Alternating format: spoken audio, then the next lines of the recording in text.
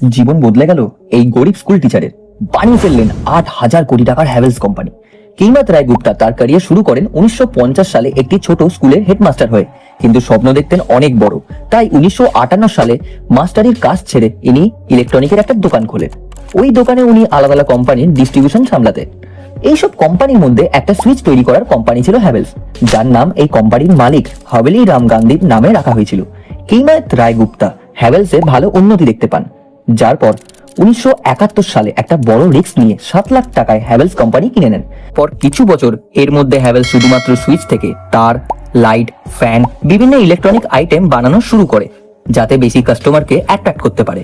কিমাজি দেখলেন লোকে সেটাই কেনে যেটা তাদের বিশ্বাসী দোকানদার রিকমেন্ড করে, তাই তিনি ছোট থেকে বড় সব দোকানে হ্যাভেলস অ্যাভেলেবেল করান।